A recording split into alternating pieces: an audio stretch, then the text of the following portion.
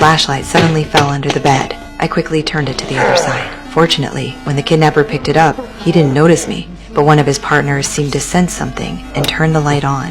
I was frozen with fear, staring at the kidnapper just inches away. My heart nearly stopped. Even my toes were clenched tight. Luckily, they were all looking at the bed. It turned out the leader was lying on the bed. When they broke in, my boyfriend hurt him. The boss, getting stabbed, meant my boyfriend was probably dead. I couldn't help but shed a tear, but quickly closed my eyes, afraid the tear might fall onto the floor. Just when I was nearly hopeless, the chance came. The henchmen were sent to clean up the blood, leaving only Jack in the room with the boss. Jack, seeing the boss in pain, was about to look up healing methods online when my bag dropped to the floor. I saw the phone inside, and a glimmer of hope sparked inside me. I grabbed the stick, ready to peek out, but Jack suddenly looked over at me. I froze, not daring to move. Thankfully, Jack was just talking to the boss, not noticing me. I couldn't waste any more time, carefully stretched the stick out, and slowly moved towards the bag. When I finally touched the bag, the stick was too thick. It couldn't catch the strap. I felt helpless, but success was within reach. I didn't want to give up. Seeing Jack distracted, I made a bold decision. I gently put down the stick,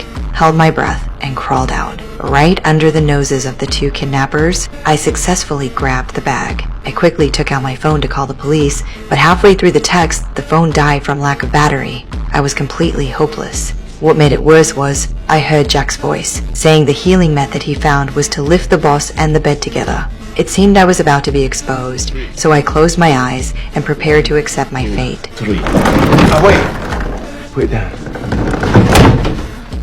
The wife. She's a doctor.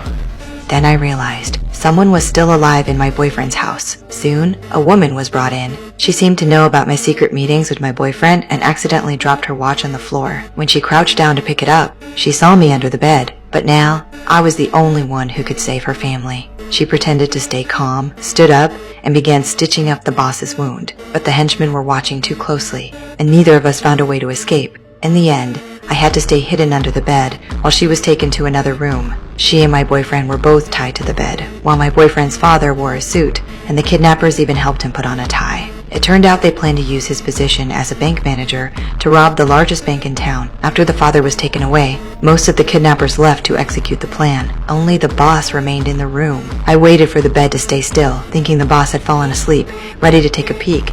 But Jack suddenly walked in. Fortunately, he didn't notice me, but the conversation that followed made my eyes widen in terror.